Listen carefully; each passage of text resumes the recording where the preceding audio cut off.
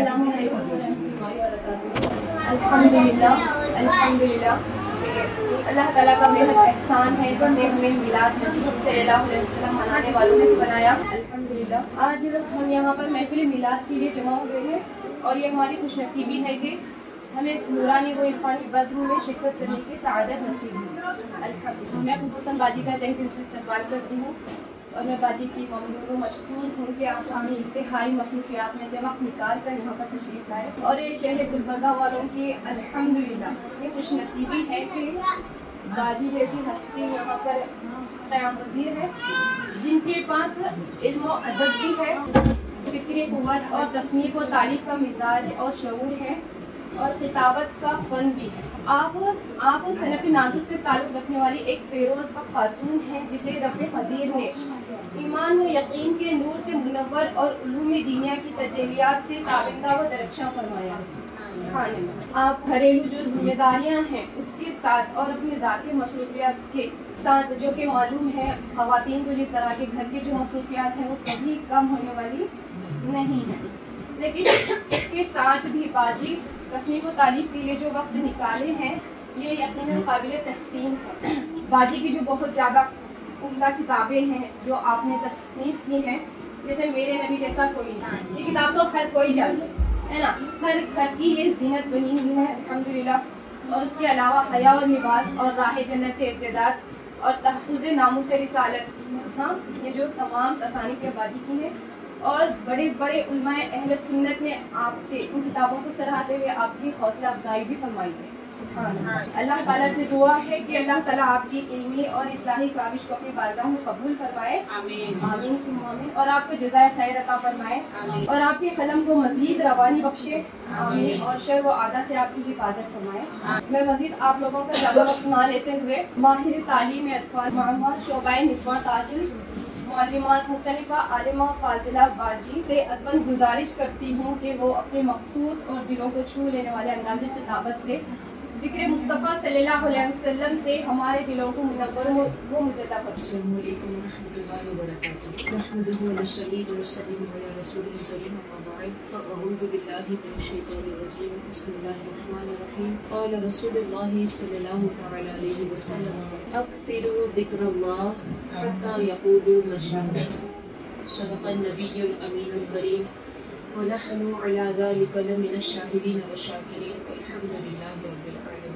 सबसे पहले कलमे तय्यबा का वर्द कर लें, मेरे साथ पढ़ें। ला इलाहा इल्लल्लाह मुहम्मदुर रसूलुल्लाह सल्लल्लाहु अलैहि वसल्लम।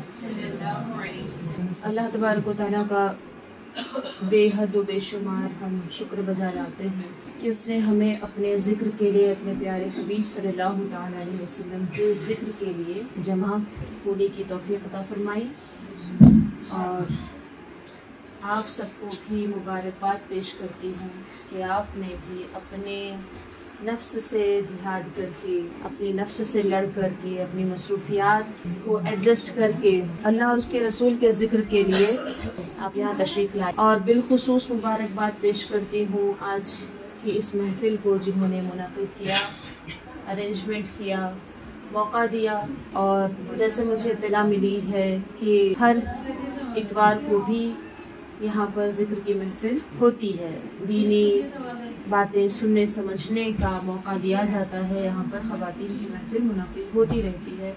तो काबिल मुबारकबाद हैं ऐसे घर वाले जिनके घर में अच्छाई को फ़रोग़ देने के लिए, इस्लाम को फ़रोग़ देने के लिए ख़वातीन को जमा किया जाता है, दीन को समझने का मौका दिया जाता है। अल्लाह तबारक व तआला इनकी सब कोशिशों को अपनी बारगाह में कबूल फरमाए और ऐसे घरों में खूब बरकतें नाज़िल फरमाए। अल्लाह के रसूल सल्लल्लाहु ताला अलैहि वसल्लम ने इरशाद फरमाया है, मुस्लिम शरीफ की हदीस मुबारका है, जहाँ पर लोग जमा होकर के अल्लाह का जिक्र करते हैं उस महफिल में फरिश्ते शामिल होते हैं और उस महफिल को रहमत ढांक लेती है और उस महफिल के अंदर जो आए हैं, बैठे हुए हैं, उन सब के दिलों में सुकून नाजिल होता है। ये सुकून भी हम महसूस करते हैं, है ना। फरिश्तों को तो देख नहीं पाते, रहमत और सुकून को हम अगर थोड़ी सी तवज्जो करें तो महसूस कर सकते हैं। एक अलामत तो ये है कि बहुत अच्छी नींद आने लगती है, दीनी महफिल होती है, दीन की बात हो रही होती है और थोड़ा सा उसमें हम फ्रेश होकर के आए हुए हों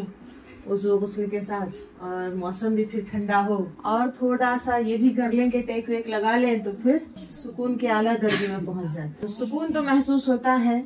असली वजह इसकी है, ये तो मैंने कुछ तबी के तौर पे बता दी, कहा भी जो कहा, लेकिन असल बात ये है जो सुकून हम महसूस भी कर पाते हैं जब हम दीन सुनने समझने के लिए जमा होते हैं, दीन की बात करने के लिए जमा होते हैं, तो दुनियावी मामलात से कुछ देर के लिए ही सही जान छुड़ा लेते हैं, परे रख देते हैं, चीजों को साइड में रख देते हैं, फिक्रों को, मामलात को, परेशानियों को भी उस पर हम गौर नहीं करना चाहते हैं। जो है वो इस महफिल के बाद देखा जाएगा। तो इस तरह से जो हम दुनियावी मामलात और परेशानियों को भूल जाते हैं कुछ वक्त के, तो ये भी सुकून की एक वजह बनती है। तो थोड़ी देर के लिए जब इतना हम सुकून महसूस करते हैं, अगर सोच कर देखिए, अगर हम डिसिप्लिन में आ जाएं, सीख जाएं कि दुनियावी मामलात को कब गौर व फिक्र में लाना है, कब उस पर सोचना है, कब नहीं सोचना है, कब परेशान होना है और कब नहीं होना है। हम समझते हैं हमारे कंट्रोल में नहीं है, हालांकि है। तो अगर इस डिसिप्लिन को हम सीख जाते हैं कि अपने आप को कैसे सुकून पहुंचाया जाए, कब कौन सी बात पर गौर किया जाए, कब कौन सी बात याद की जाए और कब कौन सी बात को याद से दूर रखा जाए, तो फिर ये सुकून जो हम महसूस करते हैं महफिल के दरमियान, इस तरह का सुकून हम हमेशा भी जिंदगी में महसूस कर सकते हैं। तो अगर आप चाहें तो आज का जो उन्वान है उसके तहत आप इस फॉर्मूले को भी समझ सकते हैं। उम्मीद करती हूँ कि आप तवज्जो से सुनेंगे। परेशान होना अच्छा लगता है या सुकून में रहना अच्छा लगता है? एक एज होती है जिसमें जानबूझकर इंसान जो है परेशानियां मोल लेता है। जब कुव्वत होती है, फुर्सत होती है, सेहत होती है, तो सुकून से बैठा नहीं जाता। जिन्होंने भी कहा आप लोगों में से कि हाँ सुकून पसंद है आपको, आपने वो उम्र गुजार ली जो बचपन है, जवानी है, ये जो चढ़ती उम्र है, उस वक्त सुकून से बैठा नहीं जाता है। तो ऐसी गलतियां कर जाता है कि उसके बाद जब ढलती उम्र शुरू हो जाती है, सेहत जाने लगती है, फुर्सत नहीं मिलती, जिम्मेदारियां आ जाती हैं, लाउबालीपन काम नहीं देता, हमें क्या करना है, उसको कहते हैं लाउबालीपन, मुझे इसकी परवाह नहीं। तो ये सब तो बहुत पहले ही खत्म हो जाता है। उसके बाद जब गैर जिम्मेदारी से काम नहीं चलता, तब सुकून की तलाश में लग जाते, तरस जाते हैं। तो आपका ये कहना कि सुकून पसंद है, ये इस बात की अलामत है कि आपने शरारत वाली उम्र गुजार ली है। लेकिन जरूरत उस उम्र में भी होती है। शऊर उस वक्त बहुत ज्यादा मुंतशर रहता है, फैला हुआ रहता है, बिखरा हुआ रहता है। इंसान कई चीजों को महसूस नहीं कर पाता सेहत और आफियत और फरागत के दिनों में। मतलब सब कुछ है, बीमारियां नहीं है, फुर्सत है और माँ बाप ही पाल रहे हैं, किसी चीज की जिम्मेदारी आई नहीं है। उन दिनों में भी सुकून की जरूरत असल में होती ही है, लेकिन बंदा महसूस नहीं करता, उसकी कदर नहीं करता, इसलिए ऐसे फसाद मचा देता है कि आगे आने वाली जिंदगी का लाजमी सुकून भी गंवा देता। कम उम्री में तो माँ बाप होते हैं ना सुकून देने के लिए, संभालने के लिए। हमारे जो सरपरस्त होते हैं वो हमारे सुकून का बंदोबस्त कर देते हैं। शरारत करके हम भले आ जाएं, लेकिन हमारे खाने पीने और सुकून और सेहत और सलामती का इंतजाम हमारे सरपरस्त कर देते हैं। तो हमें कदर नहीं होती है उन दिनों। और उन दिनों में हम क्या कर देते हैं, सिर्फ ये नहीं कि कदर नहीं करते, बल्कि ऐसी गलतियां कर जाते हैं कि आगे आने वाली उम्र में तरसना पड़ता है सुकून। ये बात मैं क्यों बता रही हूँ, इस तरह की बातें हमारी जिंदगियों के लिए लाजमी होती हैं, जिनकी समझ, दीन की बुनियादी समझ। अल्लाह और उसके रसूल ने इन सब हकीकतों से भी हमको आगाह किया है। जिंदगी गुजार के जब मर जाएंगे, कब्र में तो सब फिर समझ आ ही जाएगा, लेकिन रहती जिंदगी तक समझेंगे तो जिंदगी बेहतर बनेगी। तो वक्त रहते अपनी जिंदगी को बेहतर बनाने के लिए ये बात की जा रही है। हम में से अभी हम जैसे देख रहे हैं, इब्तिदाई उम्र वाले भी हैं और बड़ी उम्र वाले भी, यानी ऐसी बच्चियां भी मौजूद हैं जिन्हें सुकून से बैठना फिल वक्त नहीं पसंद, और ऐसे खवातीन भी हैं जो सुकून के लम्हों को याद करते हैं। तो बहरहाल इन दोनों के लिए आज की जो दीन की बात आज हम करेंगे, इंशाअल्लाह ताला उम्मीद है कि दोनों तरह की जहन जहानत रखने वालों को फ़ायदा मिले। आज की महफिल का उन्वान हमने रखा ज़िक्र नबी सल्लल्लाहु अलैहि वसल्लम, नबी सल्लल्लाहु ताला अलैहि वसल्लम का ज़िक्र। ज़िक्र क्या मतलब, ज़िक्र का माना क्या है? आप में से किसी को मालूम है तो बताएं। ज़िक्र का माना होता है याद करना। बाज़ लोग समझते हैं ज़िक्र का मतलब मुंह से कुछ पढ़ते रहना, है ना, जिक्र करना, वजीफा करना, ऐसे तस्बीह लिए और दाने घुमा रहे हैं और मुंह से कुछ पढ़ रहे हैं, तो इसको समझते हैं। ये एक ज़ाहिरी कैफियत है। जिक्र असल में काम क्या है? दिल का काम है। जिक्र यानी याद करना दिल का काम है। उसके साथ साथ उस याद को मजबूत बनाने के लिए, इधर उधर जहन जाने से बचाने के लिए खुद को अगर हम तस्बीह से भी सपोर्ट ले लेते हैं, ठीक है, कुछ और भी तरकीब अगर करते हैं तो वो अलग बात है, वो उसका इजहार हो। लेकिन हो सकता है कि हमारे हाथ में तस्बीह भी ना हो, हम मुसल्ले पे भी ना बैठे हों, लेकिन फिर भी दिल में याद हो अल्लाह की, उसके रसूल की, हो सकता है ना। तो असल काम क्या है? जिक्र, ये दिल का काम। अब इसको समझना है कि क्या चीज। जिक्र नबी, जिक्र इलाही, अल्लाह को याद करना, रसूलुल्लाह सल्लल्लाहु अलैहि वसल्लम को याद करना, दोनों के फायदे एक ही, इसलिए हम एक ही साथ इसको जिक्र करते हैं। जहाँ भी बात आ रही है अल्लाह के जिक्र की, जैसे कि कुछ देर पहले एक हदीस हमने सुनी कि अल्लाह की याद की जो महफिल कायम होती है, मुनक़िद होती है, कुछ लोग बैठकर अल्लाह को याद कर रहे होते हैं, तो वहाँ फरिश्ते आते हैं, रहमत नाजिल होती है और सुकून नाजिल होता है। तो यही फ़ायदा, यही फजीलत नबी सल्लल्लाहु ताला अलैहि वसल्लम को याद करने की भी है। अल्लाह तबारक व तआला का इनाम है ये अपने हबीब सल्लल्लाहु अलैहि वसल्लम पर, ख़ास फज़्ल है कि अल्लाह ताला ने अपने प्यारे हबीब सल्लल्लाहु अलैहि वसल्लम के जिक्र को बुलंद फरमाया है, दर्जे को इतना बुलंद फरमाया है कि अपने जिक्र के साथ रसूलुल्लाह सल्लल्लाहु ताला अलैहि वसल्लम के जिक्र को मिलाया है। तो जो फजीलत, जो इनामात हम अल्लाह के जिक्र से हासिल करते हुए महसूस करते हैं, वही इनामात रसूलुल्लाह सल्लल्लाहु अलैहि वसल्लम के जिक्र पर भी हासिल होते हैं। तो पहले हम इनामात और फ़ायदों पर बात करते हैं, उसके बाद ये जिक्र किया कैसे जाए उसके चंद आदाब भी सीख लेंगे इंशाअल्लाह। अल्लाह और उसके रसूल को याद करने का फ़ायदा क्या है? मैंने एक सवाल कायम किया, आप इस पर गौर कीजिए। थोड़ा सा मैं ठहर ठहर कर बोल रही हूँ ताकि आप इस पर गौर भी करें। फ़ायदा, ये लफ्ज़ बिजनेस में ये लफ्ज़ बदनाम हो चुका है। फ़ायदा मतलब नाजायज़ फ़ायदे की तरह जहन जाता है। धोखेबाजी की दुनिया है, दज्जालियात है ना, आम है। तो ऐसे दौर के लिहाज से लफ्ज़ से फ़ायदा कुछ बुरे माना में तसव्वुर हो सकता है, लेकिन इसको मैं इसका सही मिसाल बताती हूँ। फ़ायदे का मतलब होता है मेहनत कम हो और उसके बदले हमें ज़्यादा चीज़, मेहनत से कई गुना ज़्यादा चीज़ मिल रही हो, तो उसको क्या कहते हैं? तो मेहनत जितनी हुई उससे ज्यादा ही हम चाहते हैं ना बदल हमें मिले। जिस चीज में फायदा ज्यादा हो, नुकसान कम हो, उसको खैर कहते हैं, अच्छाई। कैसा गुजरा आपका दिन? अगर कोई पूछे अच्छा गुजरा या अच्छा नहीं गुजरा, तो आप क्या कैलकुलेट करेंगे? आपने जितनी मेहनत की उस हिसाब से आपको बदला मिला या नहीं, है ना। जितनी मेहनत तो करते ही हैं दिन भर में, जितनी मेहनत किए उस मेहनत के मुताबिक आपको बदला जो आप उम्मीद कर रहे थे वो मिल गया, उससे ज्यादा मिला तो आप कहेंगे हाँ बहुत अच्छा दिन गया। और मेहनतें आपने जितनी की उसके मुताबिक आपको सिला नहीं मिला, तो आपको क्या लगता है? दिन बुरा गया, है ना। तो अच्छे और बुरे की तारीफ मेरी किताब राह जन्नत में भी इसको मैंने हवाला जात के साथ बताया है। मैं भी इसका मुख्तसर मफहूम आपके सामने रख रही हूँ।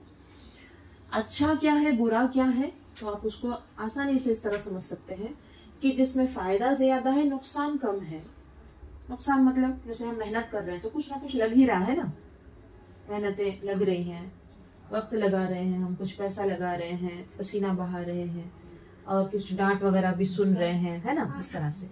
तो जो मेहनत कर रहे हैं वो एक तरह से हम उसमें कुछ चीज़ें खर्च कर रहे हैं। नुकसान ये हमसे कम हो गया, हमारा वक्त कम हो गया, हमसे ये सब चीज़ें इस्तेमाल हो गई, तो ये कम है, लेकिन इसके बदले जो चीज़ हासिल हो रही है वो ज़्यादा है, तो वो फ़ायदे का सौदा हुआ, वो खैर है, अच्छा है। और जहाँ पर खपत ज़्यादा हो गई, नुकसान ज़्यादा हो गया और फ़ायदा कम मिला, तो वो चीज़ होती है बुरी। ठीक है, ये बिल्कुल बेसिक डेफिनेशन है इस्लाम की तालीमात की रोशनी में मैं आपको जो बता रही हूँ। अब दुनिया आपको जो बताती है वो सिर्फ पैसे के हिसाब से बताती है, रुपये के हिसाब से हमेशा फायदा नुकसान नहीं देखा जाएगा। इस्लाम जो चीज पेश करता है वो मैंने आपके सामने रखा कि सारी ही चीजों के एतबार से देखेंगे, नुकसान कम फायदा ज्यादा तो वो चीज अच्छी है, और नुकसान ज्यादा और फायदा कम मिला तो वो चीज बुरी है। ठीक है, अभी मैंने आपसे एक बात पूछी, एक सवाल मैंने रखा था आपके सामने कि अल्लाह और उसके रसूल सल्लल्लाहु अलैहि वसल्लम के जिक्र से हमें क्या हासिल होता है, फायदा या नुकसान? नुकसान का तो तसव्वुर नहीं करेगा एक मोमिन। गौर कर लीजिए थोड़ी देर के लिए कि फायदा ही मिलेगा, ये तो हमारा ईमान कहता है।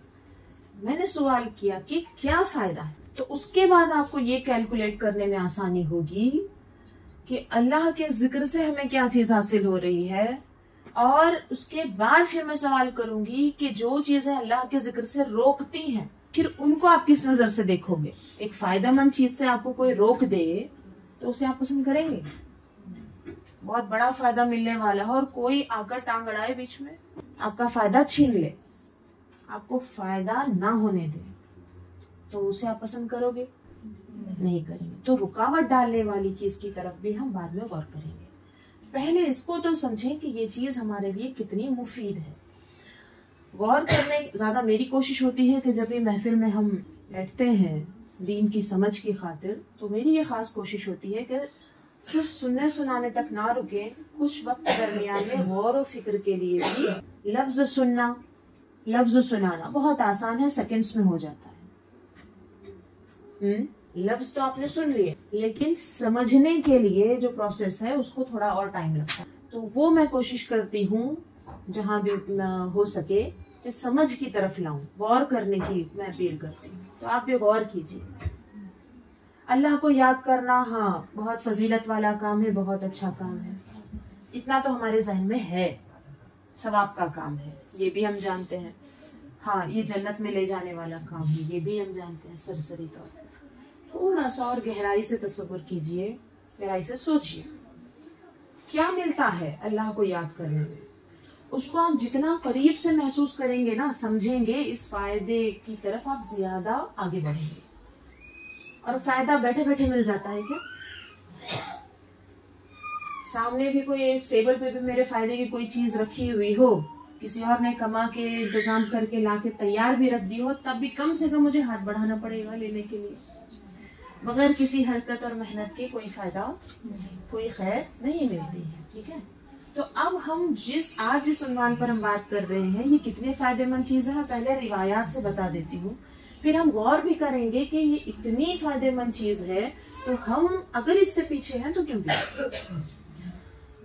एक तो हदीस मैंने आपको सुनाई मुस्लिम शरीफ की कि जब हम जमा होकर के अल्लाह को याद करते हैं तो फरिश्ते हमारे साथ आ जाते हैं।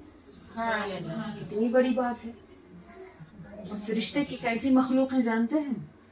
मासूम, कभी कोई काम गलत नहीं, गलत सोचते हैं ना, गलत बोलते हैं ना, गलत करते हैं ना किसी के साथ, और साफ सुथरे, इतने साफ सुथरे, इतने पाकीज़ा कि वो जहाँ जाते हैं वो देख ही कर जाते हैं कि पाकीज़ा जगह है या नहीं, और रोशन, उजले, खूबसूरत इतने कि जहाँ जाते हैं वहां रोशनी हो जाती है। रिश्ते मतलब क्या समझते हैं हम, उनके बारे में भी पढ़ा कीजिए। ज्यादातर लोग शैतानों के बारे में जानते हैं, फरिश्तों के बारे में नहीं जानते। फरिश्तों के बारे में भी पढ़ा कीजिए। दुनिया में जितनी मखलूकात हैं, इंसान जितने हैं, उनसे 10 गुना ज्यादा दुनिया में जिन्नात शैतान है। मतलब एक इंसान तो 10 शैतान, और जितने शयातीन हैं, जिन्नात है, उनसे 10 गुना ज्यादा, बल्कि उससे भी ज्यादा फरिश्ते हैं। सबसे ज्यादा ये जो जानदार मखलूकात की हम बात कर रहे हैं, अल्लाह का हुक्म बजा लाते हैं तो फरिश्ते हैं सबसे ज्यादा। तो और हैं भी सबसे ज्यादा, और हमेशा अल्लाह की फरमाबरदारी करते हैं, एक बार भी गलती नहीं करते, और जाते भी वही हैं जो उनके मुनासिब जगह होती है। तो जब इतने अजीम शान रखने वाले फरिश्ते हमारे साथ शामिल हो जाते हैं, ऐसी खुशखबरी दी जा रही है, तो इस महफिल की भी कितनी कदर होगी। तो महफिल में फरिश्ते शामिल होते हैं, उसकी वजह क्या है? अल्लाह को याद करना।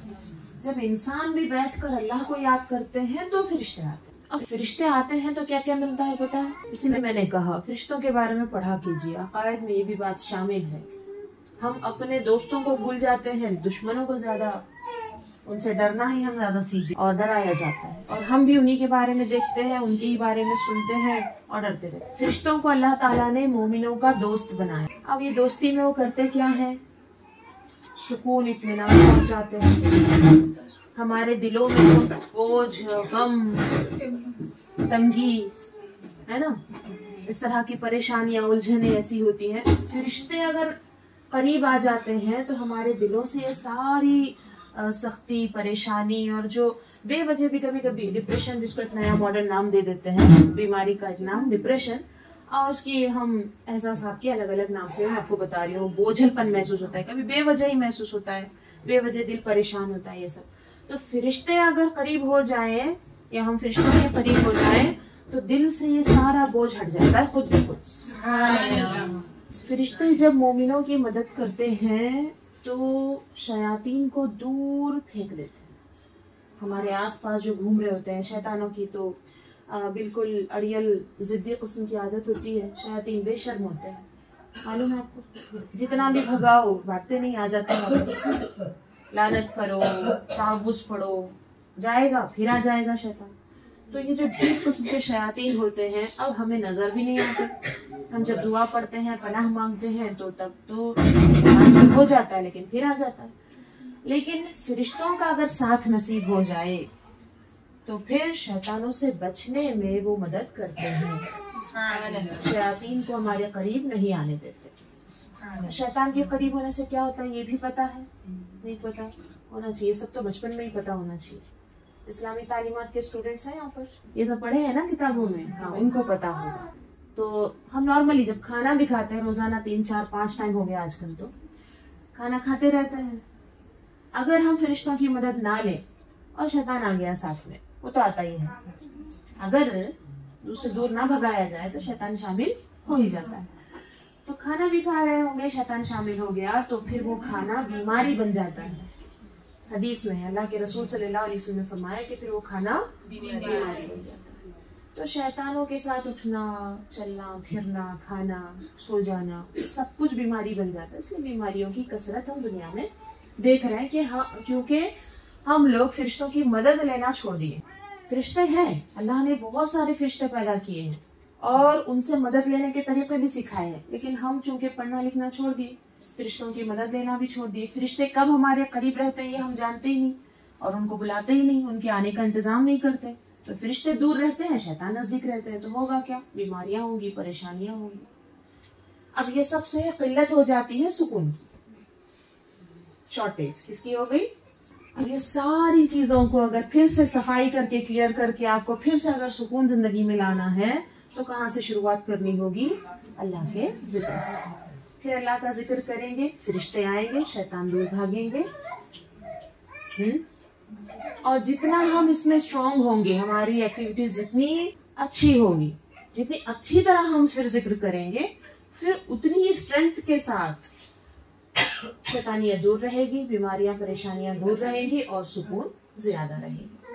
और जितना हल्का फुल्का, टूटा फूटा, मतलब याद करने, अल्लाह को याद करने के नाम पे भी बहुत हल्का फुल्का काम कर रहे हैं, तो आपको अंदाजा है ये सब हम दुनियावी इसमें भी देखते हैं।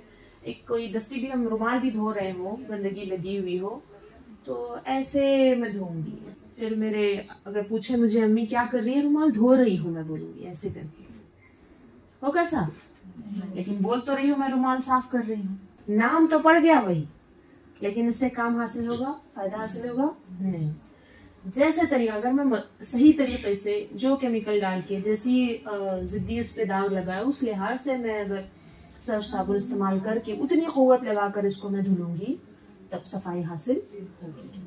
तो अल्लाह के जिक्र से फरिश्तों की मदद मिलती है, सुकून मिलता है, लेकिन कब?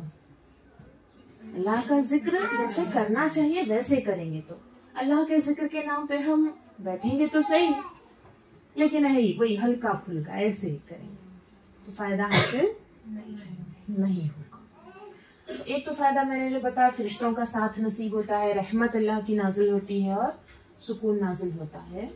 ये एक हदीस मैंने सुना। एक और फायदा सुन लीजिए, मुस्लिम शरीफी की हदीस मुबारक है, क़यामत अभी पूरी कायनात के लेवल पे आप समझिए ये वाले फायदे को। एक तो हमने अपने यहाँ पे करीबी महफिल के बारे में फायदा देख लिया, अब एक फायदा पूरी कायनात के लिए क्या होता है वो देख लिया। क़यामत आने वाली है, क़यामत आना मतलब सबको टूट फूट के बिखर खत्म हो जाना, उसके बाद फिर हिसाब किताब और सब अपने अपने नतीजे को पहुंच जाएंगे। फिर उसके बाद किसी को कुछ करने की मोहलत नहीं है, टाइम खत्म सबका टाइम खत्म हो जाना मतलब क़यामत। सबका एक साथ जब टाइम खत्म हो जाएगा वो दिन है क़यामत का दिन। लेकिन बारी बारी एक एक का भी टाइम खत्म होता रहता है मौत के साथ, है ना। जिस दिन हमारी मौत हो गई हमारा टाइम खत्म हो गया, तो इसलिए मौत को छोटी क़यामत भी कहा जाता है। और सबका एक साथ खातिमा होगा वो दिन क़यामत का। लेकिन अल्लाह तबारक व तआला ने जो निज़ाम बनाया है कायनात के लिए, इसमें देखिए अल्लाह के जिक्र की खूबी कि जब तक अल्लाह के रसूल सल्लल्लाहु अलैहि वसल्लम फरमाते हैं जब तक दुनिया में अल्लाह अल्लाह कहने वाला होगा कोई एक इंसान भी होगा तब तक क़यामत नहीं आएगी। तो अल्लाह को याद करना, अब अल्लाह अल्लाह मुंह से कहना, ये तो एक तरीका हमने हदीस में भी समझा। ये भी कब अल्लाह की याद कब कहलाएगा, ये मुंह से जब अल्लाह कह रहे हैं उसके साथ साथ दिल से भी अल्लाह को याद कर रहे हो तो ये अल्लाह की याद कहलाएगा। फिर हम वो आदाब तो हम सीखेंगे। पहले हिस्से में हम सीखेंगे अल्लाह के जिक्र से क्या मिलता है, क्या फायदा होता है। आजकल हमने इसको बहुत ही छोटी चीज, हल्की सी बात समझ ली। ये कोई छोटी बात नहीं है। क्यों नहीं है, उस ताल्लुक से मैं आपको थोड़ा सा पीछे से लेकर आना चाहती हूँ। हमारे सामने आजकल दुनिया में बड़ा क्या है छोटा क्या है ये हम नहीं बल्कि हमारे सामने लाकर रखने वाले, जो चीजें लाके रखते हैं दुनिया वाले, वो तय करते हैं। दुनियादार लोग जो चीज को बड़ा करके दिखाते हैं हम उसको बड़ा समझ लेते हैं। दुनिया वाले जिसको छोटा है रहने दो छोड़ो कोई खास अहमियत नहीं, छोटा करके दिखाते हैं हम उसको छोटा समझ लेते हैं। तो हम अपनी आंखों से देख रहे हैं या धोखा खा रहे हैं, इस पर भी हमको सबको समझने की जरूरत है। तो ये दुनिया धोखे की जगह है। अब देखिए एक बोतल है यहाँ रखी हुई है, तो इसका जो है साइज में लगभग अंदाजा लगा सक रही हूँ 2 फीट की दूरी पर है, इतना है। अगर मैं इसको बिल्कुल अपने नाक के सामने ऐसे रखूंगी मैं इसकी लंबाई समझ ही नहीं पाऊंगी कितनी है, पता नहीं ऊपर और कितना है, बहुत बड़ा समझूंगी मैं इसको। जब हम चीजों को सही जगह रख कर नहीं देखते तो वो सही से दिखाई भी नहीं देती। और दुनिया वाले तो इतना हावी रहते हैं हमारे ऊपर, हर चीज को लाके यही रख देते हैं, बिल्कुल सामने चिपका देंगे आंखों से, बिल्कुल बस यही सबसे अहम है, सबसे अहम है।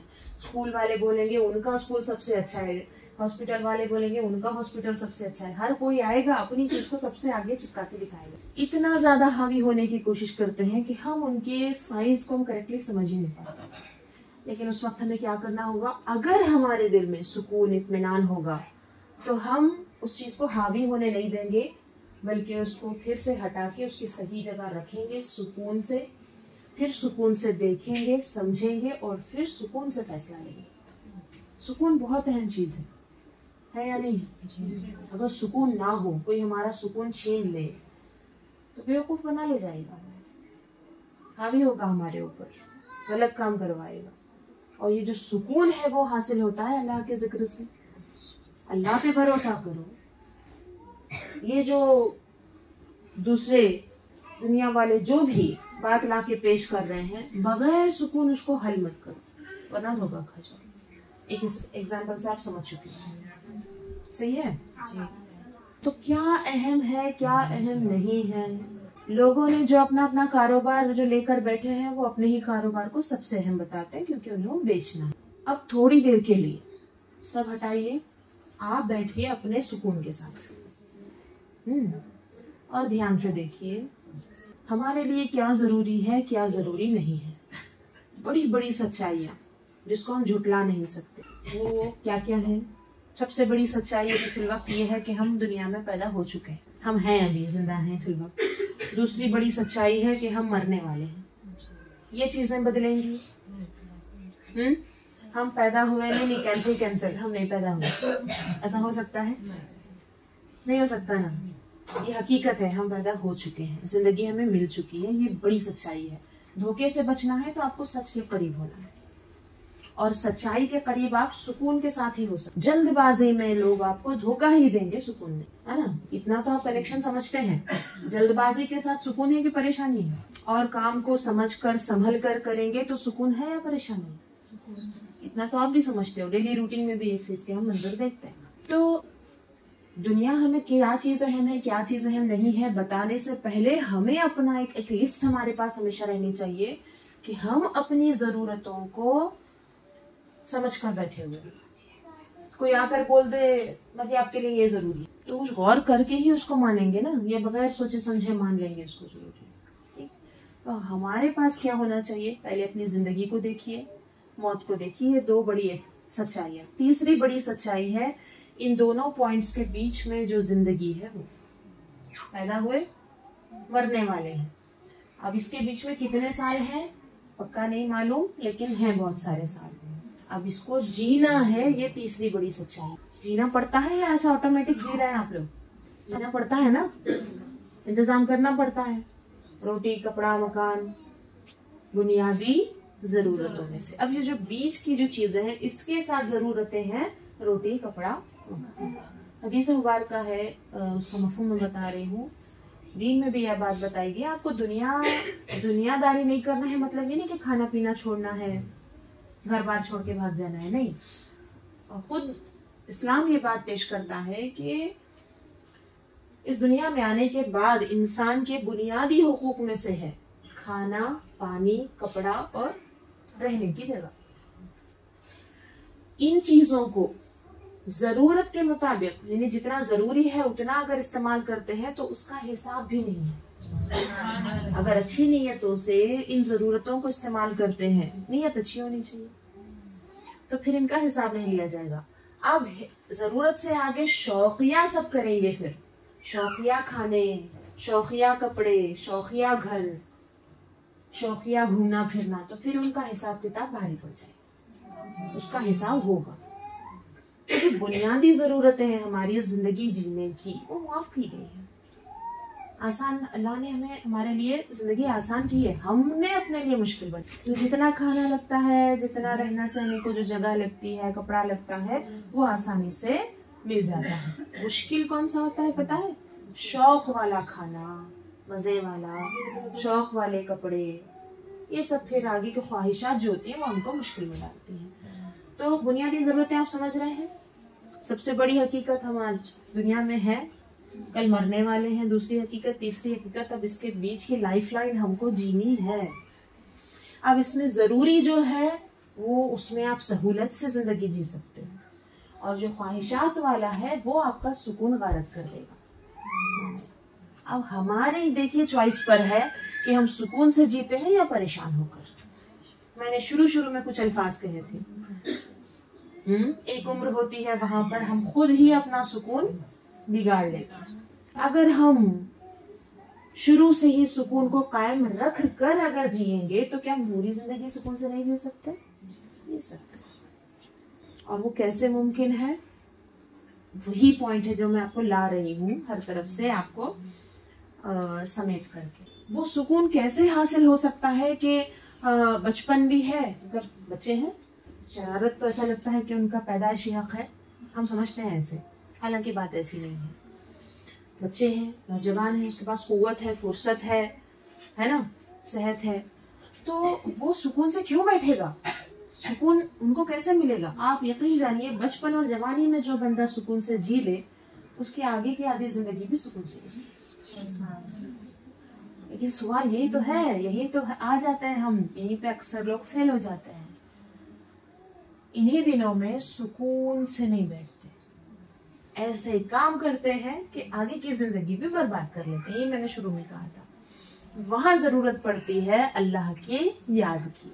अगर बचपन से ही अल्लाह की याद सिखाई जाए सिखाएंगे तभी बच्चे करेंगे। फिर बचपन में ही अल्लाह को याद रखे अगर बंदा, फिर जवानी में भी अल्लाह को याद रखे, तो आप बताइए वो सुकून से जिंदगी गुजारेगा या परेशान होगा? बस इतनी ही बात है। क्या है फायदा हमारी असली जिंदगी में? ये अल्लाह के जिक्र का फायदा क्या है? हम समझते हैं पूरी जिंदगी परेशानियां उसे गुजार के जब बूढ़े हो जाते हैं, बाल सफेद, हाथ पैर काम करना बंद, तब अल्लाह को याद करने बैठो। बिल्कुल गड़बड़ मामला है। अल्लाह को याद करने का सही टाइम क्या है? बचपन में सिखाइए। बचपन से सीख लेंगे, जवानी तक तो अच्छी प्रैक्टिस भी हो जाएगी, तो जिंदगी में, उनकी खुद की जिंदगी में भी सुकून है, उनके आसपास वालों की जिंदगी में भी सुकून है। सही है? सुकून का फायदा आप देख पा रहे हैं? है नहीं है? अल्लाह के जिक्र का फायदा। अगर हम सारी जिंदगी उल्टे पुल्टे काम करके बुढ़ापे में बैठेंगे तस्बीह लेकर के अल्लाह को याद करने, मैं सही बताऊं तब भी परेशानियां हम इतने फैला चुके होते हैं कि जब अल्लाह अल्लाह मुंह से बोलते रहते हैं तब भी दिल से अल्लाह को याद नहीं कर पाते। तस्बीह तो घूमती रहती है लेकिन दिमाग घूमता रहता है, अभी उसको वो देना रहना बाकी है, उसका फुला बाकी है, उसका ये टेंशन, इसका ये टेंशन, पता नहीं होता है। उस स्टेज पे जाकर के तब भी वो जिक्र, ना वो हकीकत में जिक्र इलाही होता है और ना उसका फायदा उस वक्त मिल रहा होता है। और वहां जाकर हम नासमझी कि में क्या समझ लेते हैं लोग, मालूम है देखो फुला है, वो बैठकर अल्लाह को याद करें फिर भी उनको सुकून नहीं मिल रहा, तो जिक्र से भरोसा वो हटा रहे हैं। हालांकि गड़बड़ हमने की है, सही वक्त पे हमने अल्लाह का जिक्र नहीं किया। समझ आ रही है बात? अल्लाह की याद कितनी बड़ी बात है, आपको पता है? अल्लाह के रसूल सल्लल्लाहु अलैहि वसल्लम ने फरमाया, तिरमिज़ी शरीफ की हदीस है, सहाबा से हुज़ूर सल्लल्लाहु अलैहि वसल्लम ने फरमाया कि जितने अमाल, अब अमाल तो बहुत सारे हैं, बहुत सारे नेक अमाल हैं, सबसे बेहतर और अल्लाह तबारक व तआला को सबसे ज्यादा जो पसंद है वो अमल मैं बताऊं? सहाबा ने कहा हाँ बताइए।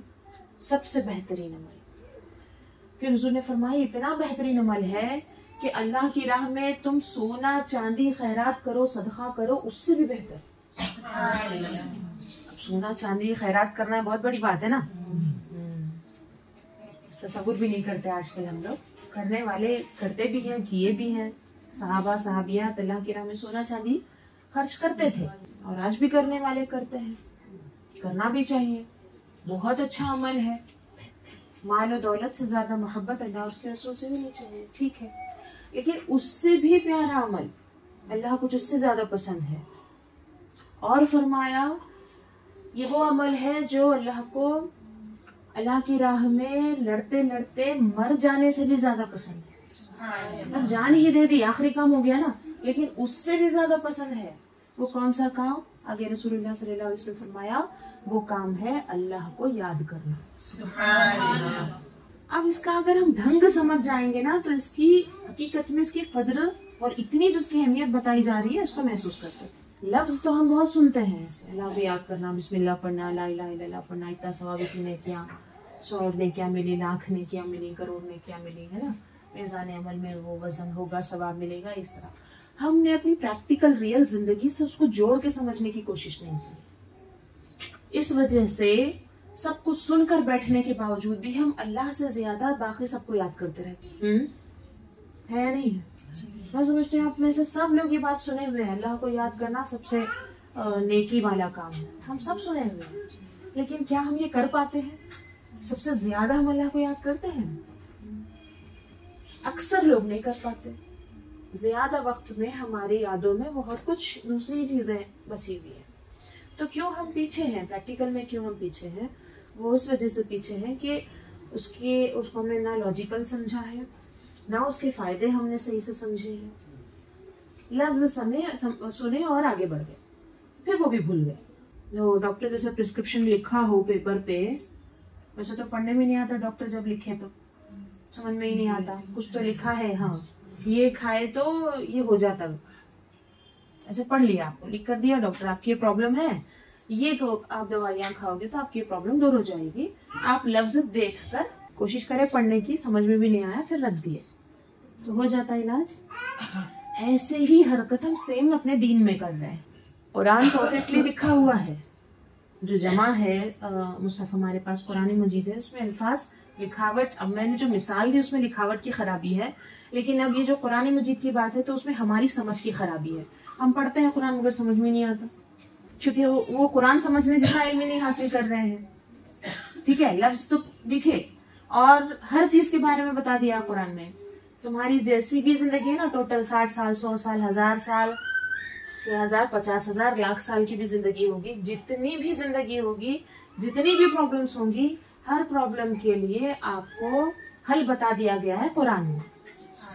ठीक है, हल मौजूद है, प्रॉब्लम भी हमारी असली जिंदगी में मौजूद है, मगर हम क्या करें, वही डॉक्टर प्रिस्क्रिप्शन जैसे देख करके रख दिए, तो जैसे हमें कुछ शिफा नहीं मिलती, वैसे ही हालत हो रही है हमारी कि हम दवा हमारे पास मौजूद है, देख कर छोड़ते हैं, लफ्ज सुनते हैं, छोड़ देते हैं। अगर मैं गोली का नाम ले लूं तो आपकी बुखार कम हो जाएगी। पैरासिटामोल बोल दी, बच्ची जो है मेरे बाजू बैठी उसकी बुखार उतर गई, ऐसा होता है क्या? जैसे लफ्जों से ये इलाज नहीं होता, वैसे सिर्फ लफ्जों से हमारी जिंदगी की परेशानियों का इलाज भी नहीं होता। लफ्जों का फायदा भी तभी होगा जब वो दिल में उतर कर काम करें। सही है, तो हम दीन की बातें जो भी सुन रहे हैं, समझ रहे हैं, सिर्फ लफ्ज सुनने तक मत रखिए, गौर व फिक्र करना और उसको समझ लेना और उसको दिल में उतार लेना, तब उसका फायदा शुरू होगा। सबसे बेहतरीन अमल, अल्लाह को जो सबसे ज्यादा पसंद है वो है अल्लाह को याद करना। क्यों? इसमें अल्लाह का फायदा है। यहाँ पर भी गलतफहमी होती है बहुत सारे लोगों को, अब हम हमारा काम छोड़ के अल्लाह को याद करते बैठे तो हमारे काम कौन करना, ऐसे चिड़चिड़ करते हैं हम लोग, करते नहीं करते? हाँ, हमारे काम छोड़ के हम अल्लाह को याद करते बैठे तो हमारे काम कौन करना है। जुमला आप सुने नहीं सुने? में बहुत मतलब सुने हैं, बोले भी हैं क्या? छोड़ के मत कीजिए, अपना काम करते करते कीजिए ना। हाथ चलते चलते दिल नहीं चलता है क्या? हाथ चलते चलते दिमाग को नहीं चला सकते हैं? तो अल्लाह को याद करना तो दिल का काम है, हर काम करते करते अल्लाह को याद कर सकते हैं। ये छोड़ के करना क्या, इतना चिढ़ने की जरूरत ही क्या है? ये चिढ़ कौन पैदा कर रहा है? आस पास ही रहता है, उसका काम ही रहता है, मौका मिलते ही घुस जाओ। और पता है शैतान किस तरह इंजेक्शन टाइप उसकी चोंच है। हदीस में है कि शैतान जो है ना, दिल हमारा है, दिल जो हमारा है जिसका काम याद करना और भूल जाना होता है ना, तो हम भूलते क्यों है ज्यादा टाइम? तो ये सिस्टम दरमियान में देख लें, दिल के बिल्कुल बाजू शैतान बैठा रहता है और उसकी मुंह जो है ना चोंच जैसी, सिरिंज की नोक होती है, होती है इंजेक्शन की, वैसे उसकी चोंच होगी। जब बंदा अल्लाह को याद कर रहा होता है तो उसकी चोंच बाहर निकाल लेता है। उसकी इतनी ताकत नहीं है कि बंदे का दिल अल्लाह को याद कर रहा हो तो वो दिल में जो है घुस जाए शैतान, इतनी ताकत अल्लाह उसको नहीं दिया, वो उसको हटा लेना पड़ेगा। जब तक बंदा अल्लाह को याद करता रहता है शैतान उससे दूर रहता है। जैसे ही अल्लाह की याद से गाफिल हो जाता है, उसके दिल से अल्लाह की याद निकली, चोंच घुसा देता। ये सिलसिला मरते दम तक है हमारे साथ, हर इंसान के साथ, सिवाय हमारे नबी सल्लल्लाहु अलैहि वसल्लम के। तो अब बात ये है कि अल्लाह को याद करेंगे तो शैतान से दूर रह सकते हैं। अब पहले से वो चोंच घुसाया हुआ है, गाफिल है, हम बैठे हुए हैं, अगर चोंच को घुसा के बैठा है और हमारा अगर इरादा बनने जा रहा है कि हम अल्लाह को याद करें, तो अब वो चिढ़ जाएगा, उसको चोंच निकालनी पड़ेगी ना, उसको गफलत, फिर इंसान जो है जाग जाएगा, तो फिर हमको सुलाए रखना चाहता है, गाफिल रखना चाहता है, अपनी चोंच निकालना नहीं चाहता, तो वो क्या बोलकर थपकी देता है, अरे अपने काम धाम छोड़ के अल्लाह को याद करते बैठते क्या, चलो जो काम कर रहे वही करते रहो। तब हमारे मुंह पे जुमला आ जाता है कि हम अपने ये काम सब जो है छोड़ करके हम अल्लाह को याद करते बैठे तो हमारे काम कौन करना। असल में शैतान की बोली है जो अनजाने में सीख कर इंसान भी बोलने लग जाता। और अगर मान ले बंदा ये बात शैतान की, फिर वो अल्लाह को याद ना करे तो आराम से फिर शैतान अपनी चोंच डाले बैठा। अब जब तक ये काम चलता रहेगा और जितना ज्यादा, अब ये शैतान जो चोंच डालता है, जहर डालता है, उसका असर क्या होता है, दिल सख्त होता चला जाता है। जितना ज्यादा टाइम तक शैतान की सोहबत में रहे उतना ज्यादा इंसान का दिल सख्त सख्त सख्त होता चला जाता है। और दिल सख्त होना मतलब शुरू में भी हम बात किए थे, परेशान होना, बोझ महसूस होना।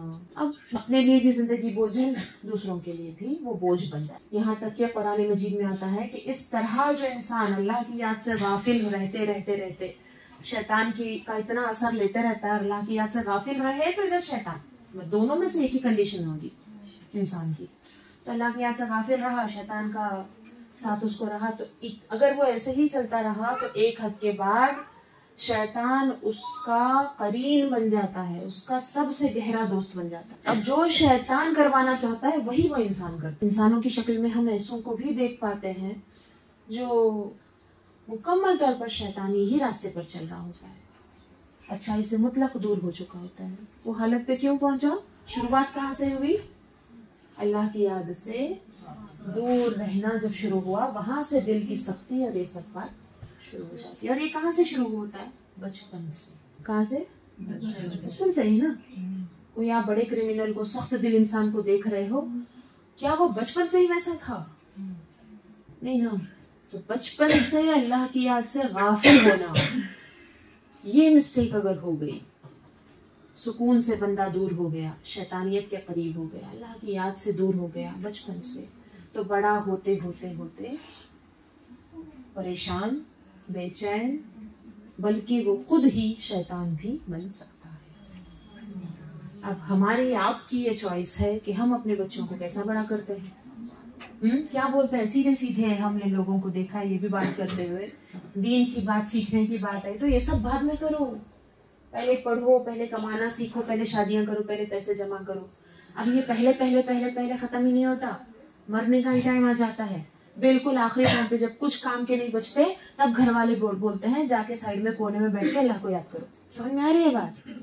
तो इतने डेंजर लोग रहते हैं हमारे आसपास, मतलबी। इसलिए अल्लाह ताला ने वार्न किया है, हमारे भले के लिए अल्लाह ने हुक्म दिया है। सबसे ज्यादा अल्लाह को पसंद क्या है? अल्लाह की याद। वो अल्लाह के लिए नहीं, अल्लाह के, उसको तो कोई फायदा नहीं पहुंचा सकता, वो तो बेनियाज है, उसको हम कोई फायदा नुकसान नहीं पहुंचा सकते, है ना। वो तो सबसे बढ़कर ताकत कुव्वत वाला है, वो जो चाहे करे। हमारे कुछ करने से उसको थोड़ी कुछ फर्क पड़ेगा, लेकिन वो पसंद करता है। वो किस लिए? हमें उससे फायदा मिलता है, इसलिए हम इंसानों का इसमें भला है, और अल्लाह ताला अपने बंदों से मोहब्बत करता है, इसलिए वो उसमें खुश होता है। हम अपने फायदे का काम करें तो भी अल्लाह को खुशी मिले। तो दुनिया वालों के हवाले अगर कर दिया जाए तो दुनिया वाले तो पूरा चूस के फेंक देंगे। उनकी दुनिया आबाद करने तक आपको अल्लाह का नाम लेने नहीं देंगे, ना मस्जिद जाने देंगे, ना कोई दिन का काम करने देंगे, ना इल्म हासिल करने देंगे, ना इबादतें करने देंगे। 5 वक्त की नमाज पढ़ते रहे, घर में बड़बड़ाते हुए लोग भी दिखाई देते हैं, बिल्कुल मतलब ही लोग होते हैं वो। पहले हमारा काम करो, बाद में जाओ नमाज पढ़ो, पढ़ते पढ़ो, नहीं छोड़ो, हमको परवाह नहीं। ये कौन लोग हैं? खून चूसने वाले। मुझे पता नहीं है आप लोगों में से कोई है या नहीं है, मैं मुकम्मल अपनी सारी कौम का दर्द रखती हूँ और उस लिहाज से मैं बात कर रही हूँ, कोई पर्सनल मत लीजिए। अब जाहिर सी बात है, इंसान का भला हो तो अल्लाह भी उसमें राजी है ना।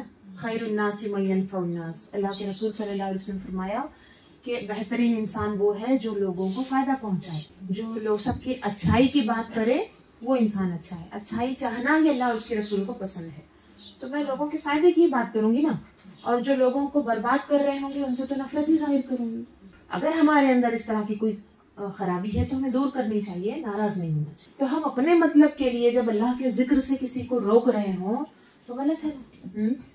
अब इस बारे में अल्लाह तबारक व तआला ने कुरान में कई जगह पर नसीहतें की हैं। एक आपको सुनाऊं, सूरह मुनाफिकून की आयत एक आयत मुबारक, उसका मजमून बताती हूँ कि अल्लाह ने फरमाया कि तुम्हें तुम्हारी माल, तुम्हारे जो माल है, माल में बहुत कुछ आ गया, सब चीजें माल है, खाना पानी, पैसा रुपया जायदादें, है ना, ये सब चीजें दुनिया की जो सारी नेमतें। फिर उसके अलावा रिश्ते, उनको अलग से फिर किया। औलाद, रिश्तों में जरा ज्यादा फेवरेट होती है औलाद, तो ये दोनों को जिक्र किया गया, वरना औलाद भी एक तरह का माल ही है, दुनिया का सामान ही है। तो तुम्हें तुम्हारे ये माल और ये औलादें अल्लाह की याद से गाफिल ना करें, अल्लाह की याद से, अल्लाह के जिक्र से तुम्हें ना भटकाएं। अगर ऐसा हो जाएगा, यानी अगर ये चीजें तुम्हारे लिए रुकावट बन जाएंगी तो तुम बहुत बड़े घाटे में रहोगे। अब ये किस फायदे और घाटे की हम बात कर रहे हैं? दुनियावी सुकून की तो मैंने आपको एक चीज समझा दी, आपने महसूस भी की। इससे बड़े फायदे और नुकसान की बात आज याद दिलाकर मैं आपसे रुखसत होती हूँ। ये दुनिया जीने के बारे में तो मैंने कहा कि सुकून की जरूरत है, और वो हासिल होगा अल्लाह को याद करने से, वो बचपन से करना होगा। और हम बचपन में नहीं करेंगे, जवानी में नहीं करेंगे, तो बूढ़े होते होते तो दिल सख्त हो चुका होगा, तब भी हम ढंग से अल्लाह को नहीं याद करेंगे, सारी जिंदगी जाया हो जाएगी। और हमारे आसपास रहने वाले लोग और ये मालो दौलत, ये हमको छोड़ने वाले नहीं है कि जाओ नमाज पढ़ो। ये मोबाइल मुझे बोलेगा जाओ नमाज का टाइम हो गया, लेके बैठूंगी तो वो अपने अंदर खींच लेगा दलदल की तरह। 4 औरतों के साथ बैठ के बातें करूंगी, वो बोलेंगे चलो चलो नमाज का टाइम हो गया, नहीं, अभी मेरी ये सुनो, मेरी फुला सुनो, मेरा वो दुख सुनो, फुला की शिकायत सुनो, यही सब चलता रहेगा। घर में काम करेंगे तो घर का कोई मेंबर बोलेगा कि सब काम छोड़ो, पहले जाओ अल्लाह का फर्ज अदा करो। घर के जो भी रिश्ते हैं, चाहे ऊपर वाले हो या नीचे वाले हो, तो छोटों में से हो या बड़ों में से हो, कोई कमाने वाला घर में बंदा हो, कमाऊ, उसको कोई ये बोलेगा कि नहीं मुझ पे इतना खर्च मत करो, बचाओ ये पैसा अल्लाह की राह में जाके खर्च करो। अभी कुछ बचा हुआ होगा बैलेंस, तो फिर ख्वाहिशें ही पैदा कर लेंगे, लाओ वो ला के मुझ पे खर्च कर दो। यही सब चल रहा है ना। तो ये दुनिया की चीजें क्या हमें अल्लाह की याद से के लिए फारिग खुद से करती हैं क्या? नहीं, हमें यहाँ पर खुद से होश रख करके अल्लाह की याद को कायम रखना पड़ता है। इतनी सेल्फ केयर हम पर फर्ज है। ये सेल्फ केयरिंग में आता है। अपना ख्याल खुद रखो, अपने आप को गफलत से बचाओ। अगर इतना नहीं बचा सकते हैं तो अल्लाह ने फरमा दिया कि फिर तुम बड़े घाटे में पड़ जाओगे। अब वो बड़ा घाटा क्या है सुन लीजिए। हम सब दुनिया में आने से पहले अल्लाह तबारक व तआला ने रूहों की दुनिया में हम सबको पहले रूह की शक्ल में पैदा किया, बाद में दुनिया में हमको इंसान बनाकर इंसानी जिस्मानी पैकर में भी फिर डाल करके रूह भेजा है ना। तो जब रूह की दुनिया में थे तभी अल्लाह ताला ने अपनी मारिफत की बात की, सबसे पूछा कि क्या मैं तुम्हारा रब नहीं हूँ? हम सब ने कहा कि हाँ तू ही हमारा रब है। उसके बाद हमें इस दुनिया की जिंदगी दी गई है।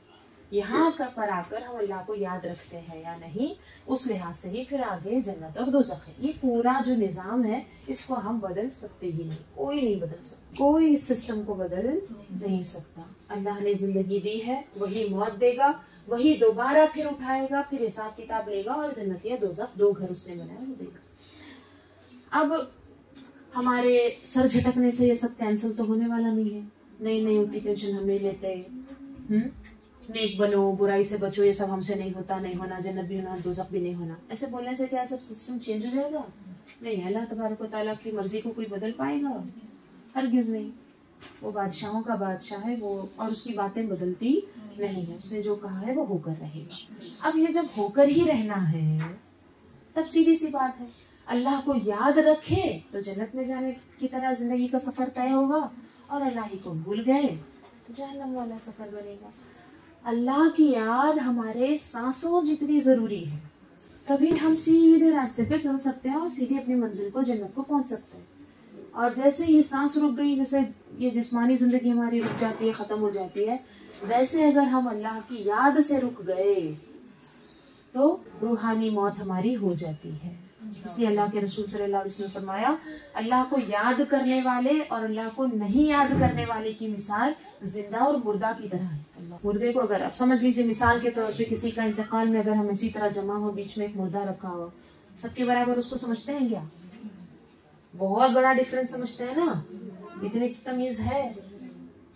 ये बॉडी लेवल पे हमें समझ है कि बॉडी मर गई, ये मरा हुआ इंसान है और हम जो है जिंदा इंसान है। ये समझ, ये शऊर, ये अवेयरनेस हमें अपने रूहानी लेवल पे क्यों नहीं है? वहां भी होनी चाहिए। तो दिल से मरा हुआ इंसान वो है जिसने अल्लाह को याद करना छोड़ दिया, और जो अल्लाह को याद करता रहता है वो जिंदा इंसान। इतना फर्क है अल्लाह को याद करने में। बहुत सारे फायदे तो आप समझ चुके हैं। अब आते हैं कि अल्लाह का जिक्र करना कैसे। बहुत अहम इसके नकात चंद बता करके मैं रुक सकती। अल्लाह को हमने देखा नहीं, अल्लाह की पसंद नापसंद हमको डायरेक्ट मालूम नहीं। मुझे क्या पसंद है आप मुझे पूछो, मैं बताऊंगी। आपको क्या पसंद मैं पूछूं, आप बताएंगे। अल्लाह को याद करने का मतलब क्या है पहले ये बताइए। सिर्फ अल्लाह अल्लाह, अलिफ लाम लाम हा, इस लफ्ज को याद करना, सिर्फ इस लफ्ज की भी बहुत सारी बरकतें हैं, लेकिन कब? जब अल्लाह पर ईमान और अकीदत और भरोसा हो तब। बगैर ईमान के लफ्ज अल्लाह फिर फायदा नहीं देगा। तो ईमान के साथ अल्लाह को याद करने का क्या मतलब? अल्लाह को याद करना मतलब इधर उधर झांकते रहूं, देखते रहूं और पैसों का हिसाब दिल में करते रहूं और अल्लाह अल्लाह बोलते रहूं। ये तो नहीं हुआ ना अल्लाह को याद करना। और नमाज मुसल्ले पे बैठे रहूं और किचन में अभी इतना पका, इतना रखा हुआ है, वो करना है, वो आने वाले हैं, जाने वाले हैं, ये खत्म हुआ, वो मंगाना है, ये अल्लाह को याद करना हुआ। फिर अल्लाह को याद करने का मतलब क्या है? ये एक बहुत ही इंटरेस्टिंग सवाल मेरे भी बचपन में, जब दीन की बात मैं समझती थी, सुनती थी, तो जो पैदा होता था बहुत टेंशन होती थी, बहुत फिक्र होती थी मुझे इस सवाल पे। ये बात तो समझ में आ गई, हाँ ठीक है, अल्लाह को याद करना जरूरी है, जिंदगी का मकसद ही है अल्लाह ने जिंदगी दी और उसको याद रखना चाहिए। समझ में तो बात आ गई, लेकिन कैसे हम हर टाइम अल्लाह को याद रखें, यहाँ आके घबराहट होती थी मुझे। अपने एक बचपन की बात में बता रही हूँ, ये सवाल मुझे बहुत परेशान करता था कि हमेशा कैसे अल्लाह को याद करना। मुझे लगता है आप लोग में भी कई सोचते होंगे कि हम कुछ और काम करते रहते हैं तो अल्लाह की याद अगर नहीं कर पा रहे हैं तो फिर अल्लाह को भूलने वालों में हो जाएंगे क्या, फिर शैतान आ जाएगा क्या, तो ये टेंशन। फिर समझते समझते समझते अल्लाह का शुक्र है दीन का ये इल्म दीन की रोशनी मिली। तो अल्लाह को याद करने का मतलब असल में क्या है? अल्लाह को याद करने का मतलब है अल्लाह की मर्जी को याद करना। अल्लाह को याद करने का मतलब बहुत वसी है, बहुत कुशादा है, बहुत ज्यादा माने इसमें शामिल है। और एक बात याद रखिए, दीन में किसी भी सिलसिले में तंगी नहीं है। किसी छोटी चीज का नाम दीन नहीं है। दीन बहुत बड़ी चीज है, बहुत सारी चीजें हैं उसके अंदर। वुसअत है, उसमें कुशादगी है। समझते हैं वुसअत और कुशादगी का मतलब खुलापन है, ऐसा तंगी और घुटन इस तरह से नहीं है। बहुत सारे ऑप्शंस हैं, बहुत सारे तरीके हैं, बहुत सारे मानी उसमें शामिल हैं। तो अल्लाह को याद करने का मतलब सिर्फ लफ्ज़ अल्लाह गूंजता रहे, हाँ वही रिपीट हो और वो नहीं हो रहा तो अल्लाह की याद से हट गए, ऐसा नहीं है इसका मतलब। अल्लाह को याद करने का मतलब समझे, पहले हम अल्लाह को मानने वाले हैं ये याद रहे, अल्लाह है ये याद रहे। सबसे पहले अल्लाह एक है और उसके खूबियाँ, अल्लाह तबारक व तआला जो कमाल और खूबियों वाला है, हमेशा से हमेशा रहेगा, है ना, वो बेनियाज है, उसको किसी ने पैदा नहीं किया, है ना, और कोई उसकी औलाद नहीं, और वो जो चाहे कर सकता है। तो जो उसकी सिफात है, जो खूबियाँ हैं, उसकी जो पाकीज़गी है, वो दिल में रहे, उसको हम मानने वाले हों। हम उसी की इबादत करते हैं, हमें उसी ने पैदा किया है और उसी के हुक्म पर हमको चलना है, ये एक्सेप्ट करने वाले ईमान।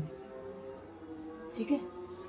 दूसरी चीज, उसकी मर्जी को याद रखना। अल्लाह को क्या पसंद है, क्या नहीं पसंद है, इसको याद रखना भी अल्लाह को याद रखना है। तीसरी चीज, अल्लाह के अहकाम को याद रखना, क्या हुक्म दिया है उसने, क्या करने को कहा है और क्या करने से मना किया है, ये याद रखना भी अल्लाह को याद रखना है। और चौथी चीज बड़ी प्यारी, अल्लाह वालों को याद रखना भी अल्लाह को याद रखना। जो अल्लाह तक हमें पहुंचा सकते हो उनके करीब रहना भी अल्लाह के करीब रहना जैसा है, और उनको याद रखना भी अल्लाह को याद रखने में शामिल है। ऐसे कई माने आते हैं, तो इनमें से कोई ना कोई टाइप से तो हम अल्लाह का जिक्र कर सकते हैं ना। और पूरे हम अगर शेड्यूल बना लें अपनी जिंदगी का, बल्कि रोज का भी, तो हम इनमें से किसी ना किसी तरह से अल्लाह को याद कर सकते हैं।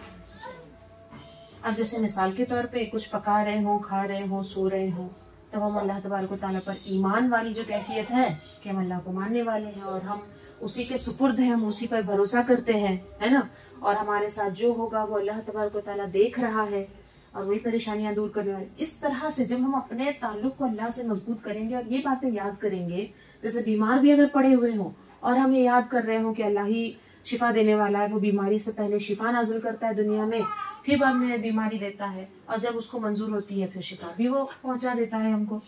ये सब कैसे होगा? इल्म भी अगर हमको होगा तो फिर हम अल्लाह को बेहतर याद कर सकते हैं। वो मैं तरीके में बताऊंगी, पहले तो भी तो माना में बता रही कि अल्लाह को हम याद कर रहे हैं इस तरह से। बीमार पड़े हुए, बेड पे पड़े हुए, तो भी अल्लाह को याद कर सकते हैं। आप किचन में पका रहे हैं, तब भी अल्लाह को कैसे याद कर सकते हैं? ये हलाल है, हराम है, मैं क्या पका रही हूँ, किसको खिलाने वाली हूँ, जिसका माल है उसको खिला रही हूँ या एक का माल छीन के दूसरे को खिला रही हूँ। इस बात की तमीज रखना भी अल्लाह को याद करने में शामिल है। हराम हलाल को भी आप अगर लिहाज रख रहे हैं तो वो भी अल्लाह को याद करना हुआ। समझ में आई बात? तो आप पकाना शुरू कर रहे हैं, यही कैलकुलेट आप पहले ही ये समझ करके, इसको एहतसाब बोलते हैं, मैं इंग्लिश में कैलकुलेट बोल रही हूँ। एहतसाब का लफ्ज की तालीम हमको दी गई एहतसाब की। खुद एहतसाबी, अपना हिसाब लेते रहो, कैलकुलेशन करते रहना है हमको, हिसाब डालना है। हासिबो कबला तो हासिबो, अपना हिसाब लगाओ इससे पहले कि तुम्हारा हिसाब लिया जाए। क़यामत में हिसाब लिया जाएगा, तो हम रोजाना हिसाब लगाते रहेंगे तो क़यामत में हिसाब आसान पड़ेगा, या हो सकता है हिसाब लिया ही ना जाए। लेकिन अगर हम दुनिया में बेहिसाब जिएंगे, कुछ भी करते रहेंगे, तो वो हुआ अल्लाह को भूल जाने जैसा। और वो सख्त पकड़ में आएंगे, आखिरत में हिसाब सख्त लिया जाएगा। फिर समझ में आ रही है बात? तो क्या हिसाब डालना है? यही तो डालना है हिसाब हमको। हम कौन है, किसके हैं, हमारा क्या है, किसका क्या है सामान, प्लीज जो चीजें हमें दिखाई दे रही है, जो काम हम कर रहे हैं, इसको सही जगह आप हमेशा मैनेज करते रहो। ये चीजें भी हम घर में रहते हैं, घर को सलीके तरीके से रखते हैं, इसको आप जायज नाजायज की सूरत में अल्लाह को क्या पसंद क्या नहीं पसंद, इसको भी आप ध्यान में रख करके आप घर का भी काम करोगे, वो भी अल्लाह की याद में शामिल। अच्छा, घर में आप डेकोरेट कर रहे हो, पर्दे लगा रहे हो, आप इस तमीज के साथ लगा रहे हो कि कहाँ पर किसका गुजर होता है तो किससे पर्दा करना है, वहां पर वो पर्दे का काम देता है कि नहीं देता। नाम का पर्दा जाली वाला, और कोई भी किधर भी सरका के निकल जाए, सिर्फ फूल और कलर देखकर लगा देंगे तो वो दुनिया है। और अगर उसमें पर्दे का उसकी इज्जत बचा करके अगर लगाओगे, उसका लिहाज रखे कि हाँ पर्दा घर में भी रहते हैं, कुछ महरम गैर महरम का आना जाना, इन चीजों को रख करके भी आप पर्दे अगर घर पे टांग रहे हो, पर्दे खरीद रहे हो, पर्दे लगा रहे हो, धुल रहे हो, ये भी दीन का काम है, अल्लाह की याद है। घर में सबका हुकूक का ख्याल रख रहे हो, बुजुर्ग है उनके खाने पीने का, उनके लिहाज से आपको ये ध्यान में हो, हम बड़ों का ये ख्याल रखेंगे, खिदमत करेंगे तो अल्लाह को पसंद है। बड़ों की इज्जत अल्लाह को पसंद है। बुजुर्ग, जो इंसान मुसलमानी की हालत में, मुसलमान होते होते जिसके सर के बाल सफेद हो गए, अल्लाह तबारक व तआला हदीस कुदसी में है कि अल्लाह फरमाता है उससे मुझे हया आती है, वो अगर दुआ करे तो उसे रद्द करने अल्लाह हया फरमाता है। तो मुसलमान वो जो बड़े हुए हैं, मुसलमान ही जीते जिनकी उम्र बड़ी हुई, वो इंसल्ट करने नहीं, वो ज्यादा कई गुना ज्यादा इज्जत के लायक है। ये चीज अगर दिल में रखकर आप इज्जत से, मोहब्बत से सलाम ही कर रहे हो, बात ही कर रहे हो, घर के बुजुर्गों से हो या मिलने आने वाले बुजुर्ग, उनका कदर कर रहे हो, या अल्लाह को याद कर रहे हो, आप इसके पस मंजर को समझे, अल्लाह की खुशी को दिल में रख करके, उसकी रजा को, उसके हुक्म को याद रख करके भी अगर आप डेली रूटीन के काम करते हो, लोगों के साथ रहते हो, काम काज के साथ रहते हो, अकेले रहते हो, हर हालत में भी फिर हम अल्लाह को याद करने वालों में बन सकते हैं। अब सवाल बस आखिर ये बच जाता है कि ये सब करना आएगा कैसे? तो इल्म दीन इसी सब का रास्ता है ना, जन्नत का रास्ता इल्म दीन से ही तय होता है। इल्म दीन हासिल करते जाएं। ये सब जो चीजें मैं आपको शॉर्ट में बताई, इसको डिटेल सबके चैप्टर्स आप पढ़ लेंगे तो ये सारी चीजें सीख लेंगे। अब ये सीखने का फिर वक्त क्या है? बिल्कुल आखिर टाइम पे जब दुनिया आपको अपना काम का ना समझे, आपको धुतकार दे, तब जाकर के ये सीखेंगे, तब अल्लाह को याद करने बैठेंगे, तब ना हम ढंग से सीख पाएंगे, ना समझ पाएंगे। मान लीजिए सुन समझ भी पाए तो जब कर भी क्या पाएंगे? तो ये सब सीखने का जो है सही वक्त क्या है? हजरत उमर रज़ियल्लाहु तआला अन्हु का कौल राह जन्नत में, इसको मैंने बहुत ताकीद से मेंशन किया है, बड़े बनाए जाने से पहले इल्म हासिल करो। आपको कुछ काम सुपुर्द किया जाता है ना, आप घर के बड़े बनाए गए, बेटी जब मिशन में भेजा जा रहा है, बेटी के हाथ में कुछ चाबियां दी जा रही हैं, पैसे दिए जा रहे हैं, रख बेटा, ये कर बेटा, वो बड़ी बन गई बच्ची, उससे पहले इल्म सिखाओ। बेटे को कमाने भेजा जा रहा है, किसी का कुछ अमानत लेने देने भेजा जा रहा है, ये सब क्या हो, बड़े होने की अलामत है ना। तो बड़ा बनाए जाने से पहले इल्म सीखो, इल्म सिखाओ, तो क्या होगा? ये जो फिर हम अल्लाह की याद के साथ जी सकते हैं, अल्लाह की याद के साथ मर सकते हैं। सब कुछ उठपटांग करके मरने के करीब अल्लाह को याद करना है, ये किसी शैतान ने ही सिखाया है, माशरे में फैलाया है। बहुत गलत बात है कि सब दुनियादारी हो जाएगी तब अल्लाह अल्लाह करते बैठो, अल्लाह को याद करो। तब तो करना ही है, आखिरी सांस तक करना है, लेकिन शुरुआत का जो टाइम है वो बचपन। अब सबसे आखिरी पॉइंट, जिक्र नबी, अल्लाह को याद करना है, अल्लाह की रजा है, अल्लाह किससे खुश है, किससे नाखुश है, अल्लाह ने क्या हुक्म फरमाया, क्या मना फरमाया, ये सब हमें किसने बताया? तो नबी सल्लल्लाहु अलैहि वसल्लम को याद किए बगैर अल्लाह को याद नहीं किया जा सकता। यहाँ तक कि खुद कुरान मजीद में अल्लाह तबारक व तआला ने ये जो फरमाया कि मुझे इस्लाम के अलावा कोई दीन पसंद नहीं है, मतलब इस्लाम क्या, जो नबी सल्लल्लाहु अलैहि वसल्लम ने जो दीन पेश किया वो इस्लाम है। तो नबी की तालीमात के मुताबिक ही हम अल्लाह को याद कर सकते हैं और अल्लाह को राजी कर सकते हैं। नबी सल्लल्लाहु अलैहि वसल्लम के तरीके को छोड़ करके कोई तरीका अल्लाह तक नहीं पहुंचाएगा, जन्नत तक नहीं पहुंचाएगा। तो अल्लाह की याद सही तरीके से अगर करना है, सही तरीके से अगर हमको जीना है, सही सीधे सीधे से मान लो, खुशी से, सुकून से, सलीके से और ढंग से हमको अगर जिंदगी गुजारनी है तो अल्लाह को याद करना जरूरी है। अल्लाह को याद करना है तो रसूलुल्लाह को याद करना ज़रूरी है। और क्योंकि रसूलुल्लाह सल्लल्लाहु अलैहि वसल्लम ने ही अल्लाह की पहचान कराई है, अल्लाह की तालीमात हम तक पहुंचाई है, अल्लाह की रज़ा और उसकी नाराज़गी के सब पते हमें बताए हैं।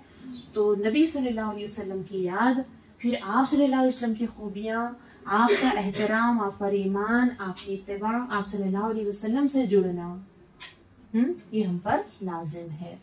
तो जिक्र नबी जो अल्लाह के जिक्र से जो अलग समझ रहे हों तो फिर वो जहन्नम ही के रास्ते पे जाएंगे, है ना। जिक्र खुदा जो उनसे जुदा चाहो नजदियो वल्लाह, वो जिक्र हक नहीं कुंजी सकर की है। मतलब अल्लाह को अगर समझ रहे हो कि रसूल को छोड़कर अल्लाह को याद कर सकते हैं तो वो जन्नत नहीं कमा रहे हैं, जहन्नम की कुंजी पाल लेके बैठे। तो रसूलुल्लाह सल्लल्लाहु अलैहि वसल्लम से जुड़ना चाहिए, आपकी तालीमात से जुड़ना चाहिए। रसूलुल्लाह सल्लल्लाहु अलैहि वसल्लम को कैसे याद करेंगे? रसूलुल्लाह को याद करने के लिए ये तो बहुत बेहतरीन है तरीका। अल्लाह की याद की जो महफिल है उसी में रसूलुल्लाह की याद की जो महफिल है, हम जब जमा होते हैं दीन की बात, अल्लाह और उसके रसूल की बात करते हैं, तो रसूलुल्लाह के खसाइस सीखें, आपकी फजीलतों को जानें, आपके इख्तियारात को जानें, मोहब्बत पैदा करें रसूलुल्लाह सल्लल्लाहु अलैहि वसल्लम से। ये सब के लिए वक्त सबसे पहले डिमांड कर रही हूँ मैं, वक्त। जिक्र नबी के लिए भी वक्त लगेगा, वक्त निकालना सीखे। खुतबे में मैंने जो हदीस मुबारका पढ़ी उसका माना है, अल्लाह के रसूल सल्लल्लाहु अलैहि वसल्लम ने फरमाया, मुस्नद अहमद में हदीस मरवी है, फरमाते हैं कि अल्लाह को याद करो, अक्सिरू ज़िक्रुल्लाह, अल्लाह को इतना ज़्यादा याद करो, इतना ज़्यादा याद करो, हत्ता यक़ूलू मजनून, यहाँ तक कि लोग तुम्हें दीवाना कहें। तो याद करना है, जैसे मैंने शुरुआत में बात कही, हल्का फुल्का नहीं, हल्के फुल्के कभी याद किए फिर भूल गए और फिर दुनिया की याद का बिल्कुल जो है तमाशा ही सज गया हमारे सामने। ये नहीं, अल्लाह की याद बितरतीब हो, कसरत से हो, हमेशा, इतना कि लोग तुम्हें दीवाना कहें। उनका तो अलग ही है, छोड़ो, वो तो हमेशा वही करते हैं, छोड़ो। ऐसे आप सुने होंगे, दीनदारों के लिए लोग बातें करते हैं, तो करने दो। तो लोग कहें दीवाना अल्लाह को याद करने वाले को, तो समझ लें दुनिया में भी एक अलामत है कि हम जो अल्लाह को याद कर रहे हैं वो सही तरीके से याद कर रहे हैं। अगर इस तरह लोग नहीं कह रहे हैं आपके बारे में, आप इतने डिप्लोमेटिक बन गए हैं कि हाँ शादी में रहते हैं तो लुक अलग ही है, फिर इज्तिमा में लुक अलग बराबर मेंटेन कर रहे हैं, अल्लाह की याद में मुखलिस नहीं है, अल्लाह की रज़ा में मुखलिस नहीं है, हमेशा एक तरह के दीनदार नहीं नजर आते। दिल जब चाहे दुनियादार बन गए, फैशनेबल बन गए, जब दिल चाहा लुक चेंज कर लिया और नमाजी जुमा के ईद के देखने में आते हैं, बड़े दीनदार हो जाते हैं रमज़ान में और ईद के दिन। तो ये जो फेस्टिवल टाइप हम मना रहे हैं ये अल्लाह की याद नहीं है। असल में अल्लाह की याद हमेशा अल्लाह की खुशी चाहना है और उसकी रज़ा पर चलना है ना। तो वो इस तरह आप अपनी रूटीन बनाओ, अपनी ज़िंदगी को इस तरह बनाओ, अल्लाह को ऐसे इस तरह कसरत से याद करो सुबह शाम कि लोग तुम्हें दीवाना करें। तो लोगों की तो फिक्र छोड़ ही दो कि अगर हम दीनदार बनेंगे तो लोग ये बोलेंगे वो बोलेंगे। उनका वो बोलना एक अलामत है हमारे लिए, एक सर्टिफिकेट है, एक जरिया है इस बात को पहचानने का कि हाँ हम ठीक चल रहे हैं। वरना लोगों की बात में आएंगे तो बड़ा एक फेमस डायलॉग है, दीन भी करना दुनिया भी करना, बड़े स्टाइल में वो लोग सिखाने आते हैं दीनदारों को।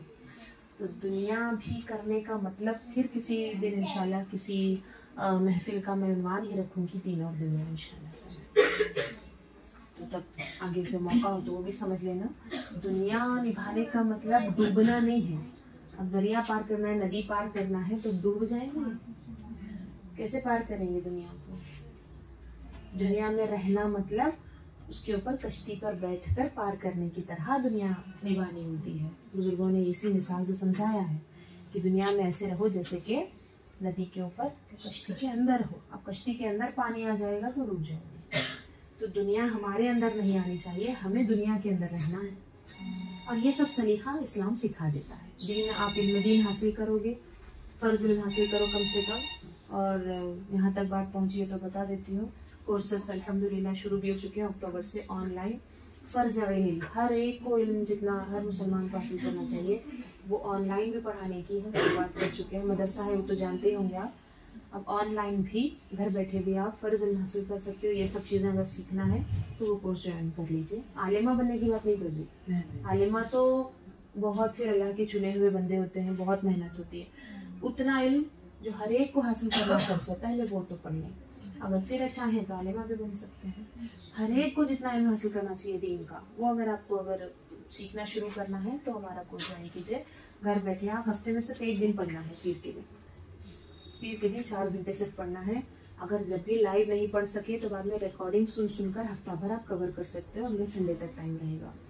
बहुत सारी सहूलतें हम दिए हैं, बस इसी नीयत से कि किसी तरह इल्म से दूरी ना रहे। हम अपनी कौम के लिए आसानी करना चाहते हैं। और फीस की भी लाजिम नहीं किए, शुरुआत में कुछ रजिस्ट्रेशन फ़ीस है, लेकिन बाद में महीना आप जितना भी देना चाहे दे सकते हैं। और हम हमेशा एक ये चीज़ करते हैं कि गल्ला रखो हमेशा घर में। मैं ख़वातीन को हमेशा ये नसीहत करती हूँ, एक गल्ला रहना चाहिए एंटी ख्वाहिश हमें बना दे। जब भी ख्वाहिश हो हमारे दिल में कुछ ये खाऊं, बेकार बस ख्वाहिश है, ज़रूरत नहीं है, तो जितने का ख्वाहिश पूरी करने वाले थे ना उतना अमाउंट ले जाके गले में डाल दो। ख्वाहिश पूरी होने से जो नुकसान होने वाला था वो भी बच जाएगा, और वही अमाउंट आप सदका करोगे तो नेकियां मिल जाएंगे। तो ख्वाहिश को सदक़े में बदलो, तो वो सदका बॉक्स आपका जितना जमा होगा महीने में वो आप इदारे को पहुंचाएंगे, यही फ़ीस होगी। ख़ास कुछ पर्टिकुलर फ़ीस भी हम नहीं रखे हैं, तो अपनी अपनी इस्तात मुताबिक आप वो भी दे सकते हैं। पहले तो ज़रूरी है इल्म हासिल करना, उसके लिए आप ज्वाइन कर सकते हैं। तो अल्लाह तबारक व तआला हमारे इस तालीमी सफ़र को जारी रखे और इनकी समझ की हम सबको तौफ़ीक़ अता फरमाए। आज मुख्तसरन अज़ीम शान जो आज का इज्तिमा रहा, और इसमें जिन्होंने भी कोशिशें की हैं, अल्लाह तबारक व तआला सबकी कोशिशों को अपने बारगाह में कबूल फरमाए। और कुछ कोताही, कमी, गलतियाँ इब्तिदा से आखिर तक अगर हमसे कुछ सरजद हुई है, यकीनन हमसे कमी होती है, अल्लाह ताला अपने हबीब के सदक़े, अपने प्यारे महबूब मकबूल बंदों के सदक़े हम सबकी कमियों कोताहियों को मुआफ़ फरमा और हमारे गफलतों को दूर फरमा।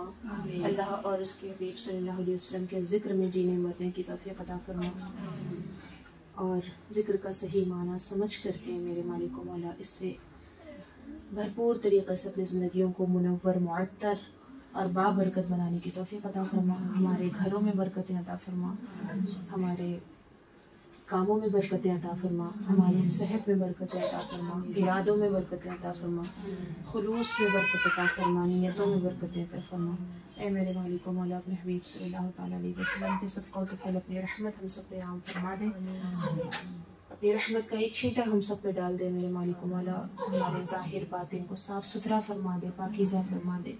दिलों की बीमारियों को, सख्तियों को, तंगियों को, परेशानियों को दूर फरमा दे। हर किस्म की परेशानियों को दूर फरमा दे। हज़रात महफ़िल तेरी बारगाह में हाथ उठाएंगे मेरे परवरदिगार, सबके दिलों को तो खूब जानता है। दीन की मोहब्बत सबके दिलों में पैदा फरमा। दुनिया की बेकार की फ़िक्रों से हम सबको आज़ाद फरमा।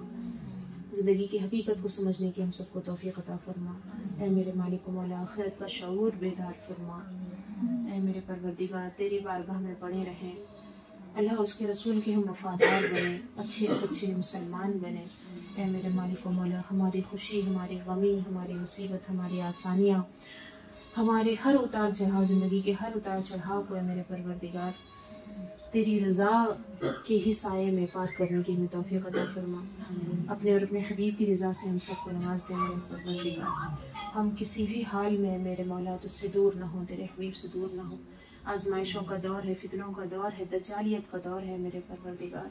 अपने हबीब के सदक़े हम हमारे बच्चों समेत हम अपने दीन की हिफाजत का शऊर रख पाएँ, उसके लिए कोशिश कर पाएँ, मेहनत कर पाएँ मेरे मालिक मौला। ऐसी हिम्मत, हौसला और क़ुव्वत अता फरमा, असबाब मुहैया फरमा। दीन की जानिब हमारे लिए रास्तों को आसान फरमा दे, और फितनों और तंगियों की जानिब से हमारा दिल फेर दे मेरे परवरदिगार।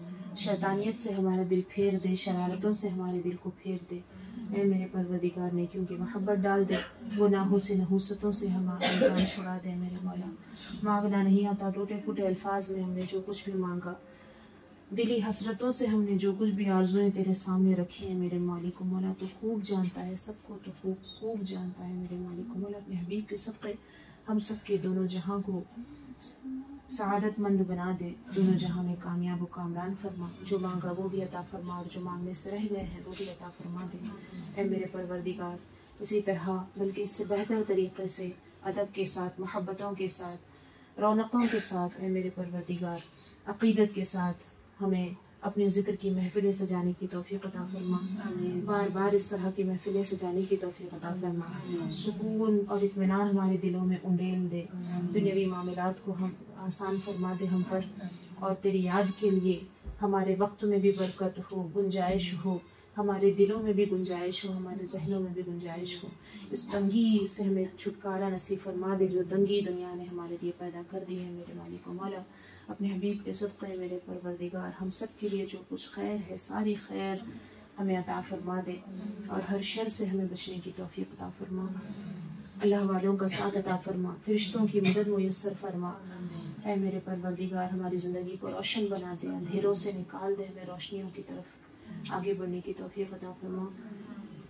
ऐ मेरे परवरदिगार, बस हम भिखारी इतना जानते हैं कि तेरी ये बारगाह में झोली फैलाए रहना है और मुसलसल तुझी से मांगते जाना है। ये मांगने का सिलसिला कभी बंद ना होगा। है मेरे मौला, तेरी बारगाह में ही हम पड़े हुए हैं, हर खैर व खूबी तेरी बारगाह से ही मांगते हैं। हमेशा तेरी बारगाह में हम मोहताज हैं। यकीनन ऐ मेरे परवरदिगार, हम हर वक्त तुझी की जानिब मुतवज्जे हों, तुझी से इस्तिग़ासा करें। मेरे परवरदिगार, तुझी से मदद चाहें, तेरे महबूब मकबूल बंदों का वसीला ले करके मेरे मौला तेरी जानिब हम मुतवज्जे रहें, तेरी ही बारगाह में पड़े रहें। तेरे दर के भिखारी हैं, तेरे मोहताज हैं, तो हमारा मालिक है। मेरे परवरदिगार, इस हकीकत के साथ जीने मरने की तौफ़ीक़ अता फरमा। खुशियाँ हकीकी मानों में ज़िंदगी की खुशियाँ, आसानियाँ मुयस्सर फरमा। ऐ मेरे परवरदिगार, दुनिया की उलझाओं में हम फंसे हुए हैं, मुंतशिर हैं, जहन जकड़ा हुआ है। ऐ मेरे मालिक व मौला, शैतानी शिकंजों से हम सबको आज़ाद फरमा दे, हकीकी खुशियों से आशना फरमा दे, अपने और अपने हबीब की रज़ा से हम सबको नवाज दे, दोनों जहां में कामयाब व कामरान फरमा। आमीन बिजाहि सय्यिदिल मुरसलीन।